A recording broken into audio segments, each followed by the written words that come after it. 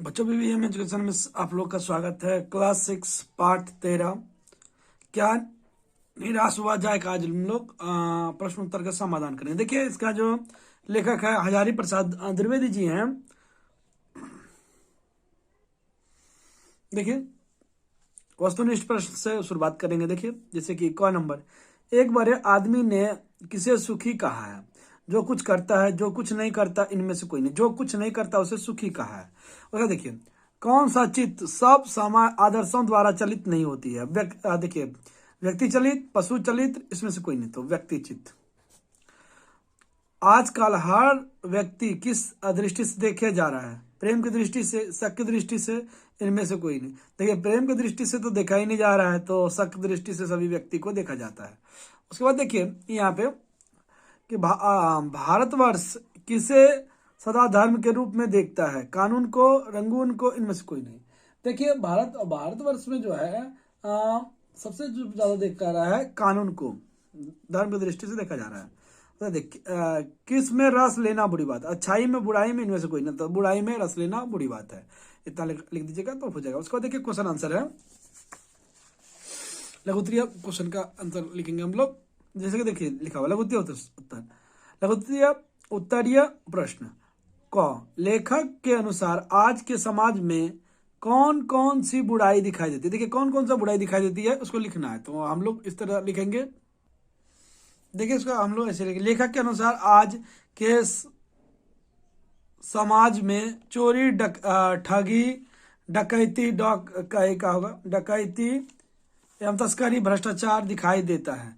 तो देखिए, बुराइयां दिखाई दे रही है, यही सब दिखाई दे रहा है। अब देखिए क्या क्या कारण है कि आज हर आदमी में दोष अधिक दिखाई दे रहे हैं। तो इसको ऐसे लिख सकते हैं, जो कुछ भी करेंगे उसमें लोग दोष खोजने लगेंगे, उसके सारे गुण भुला दिए जाते, मतलब कि जाके जो भी कुछ कर रहे हैं उसका गुण भुला दिया जाएंगे और दोषों को बढ़ा चढ़ा कर दिखाया जाने लगेगा। दोष किसमें नहीं होता?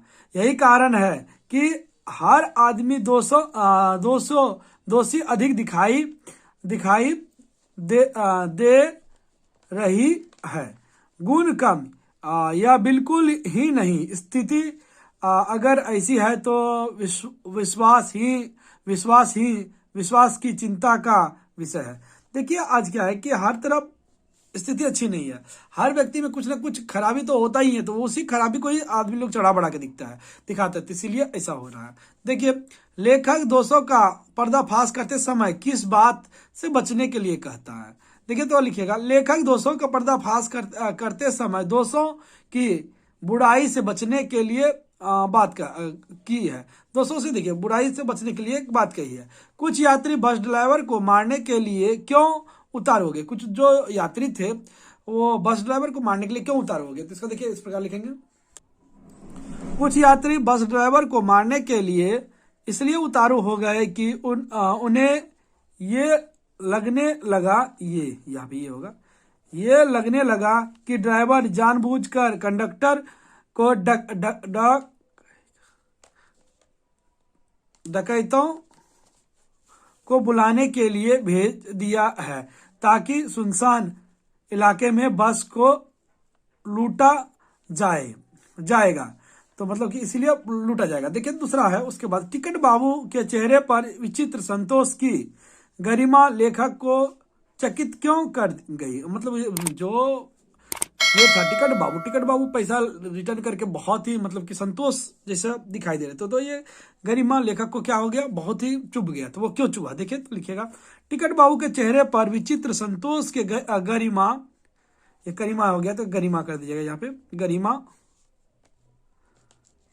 गरिमा लेखक को चकित इसलिए कर दिया क्योंकि आज के दिन में लोग दूसरों के पैसे को हड़पने के ताक में रहते हैं, किंतु टिकट बाबू ने लेखक के हाथ में 90 रुपये हाथों में रखने के बाद उनसे माफी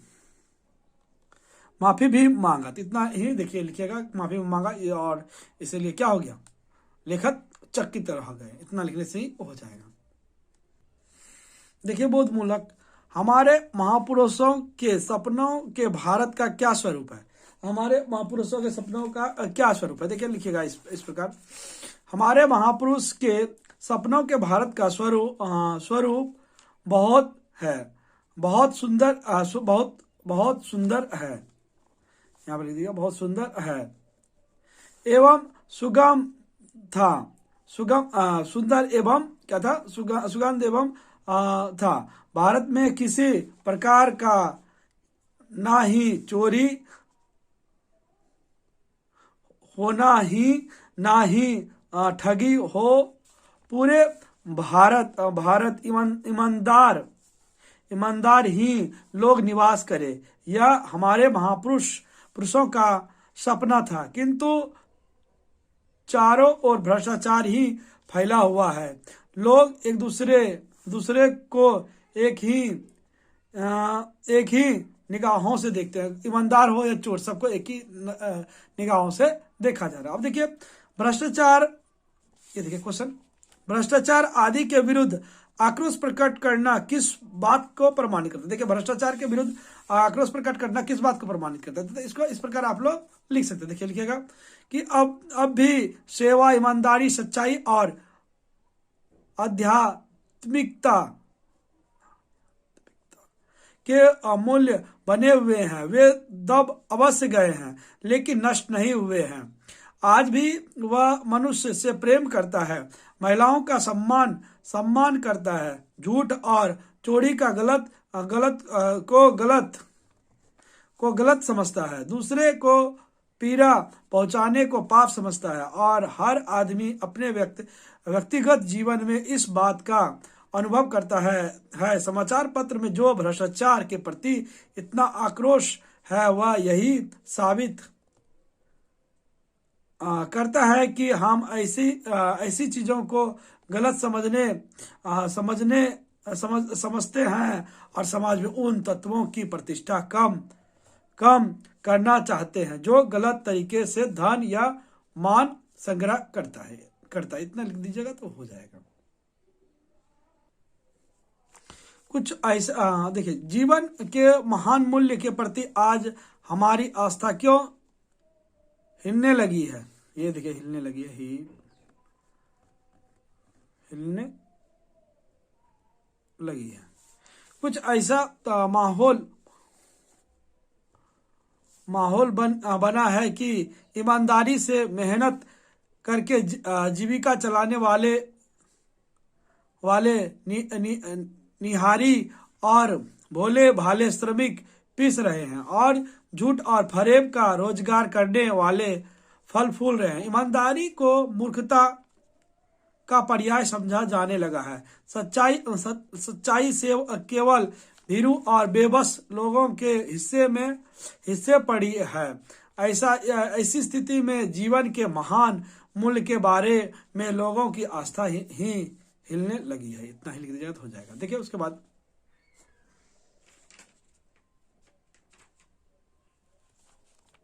जो आजकल ऊपर दिखाई दे रहे हैं वह कहाँ तक मनुष्य निर्मित नीतियों की त्रुटियों की देन है। आज ऊपर दिखाई दे रहे हैं वहाँ मनुष्य की लोभ मोह का देन है। सभी अपने आप को अच्छा दिखाते हैं किंतु मन में गलत धारणाएं रखते हैं, इसलिए मन में गलत धारणाएं रखते हैं, इसलिए मानव ऊपर होता कुछ और है, दिखता कुछ और है। इतना ही लिख दीजिएगा तो हो जाएगा। रविन्द्रनाथ ठाकुर ने भगवान से क्या प्रार्थना की है और क्यों? कई बार रविन्द्रनाथ ठाकुर ने अपने प्रार्थना करते भगवान से प्रार्थना की थी कि संसार में केवल नुकसान ही उठाना पड़े, धोखा ही खाना पड़े, तो ऐसे अवसर पर भी प्रभु मुझको ऐसी शक्ति दो कि मैं तुम्हारे ऊपर संदेह ना करूं। इतना ही लिख दीजिएगा तो हो जाएगा। देखिए इतना ही किया हूं, और ये जो है थोड़ा देखिए भाषा बोध में इसमें जैसे देखिए निम्नलिखित वाक्यों से सर्वनाम छांटकर उनके नाम लिखिए। देखिए यहाँ पे जैसे मेरा मन, मेरा ये हो गया, उसमें किसमें दोष किसमें नहीं है। तो इन दिनों ऐसी माहौल बन गई है, इन दिनों आज ही वह रात में कोई 10 बजे। विलोम शब्द लिखिए, ईमानदार का होगा, ईमानदार का हो जाएगा बेईमान, सुखी का हो जाएगा दुखी, गुण का अवगुण, निश्चय का अनिश्चय, रोजगार का बेरोजगार। इतना ही लिख दीजिएगा तो हो जाएगा। इतना ही मैंने समाधान किया है। देखिए अगली वीडियो में दूसरे पाठ का समाधान करेंगे।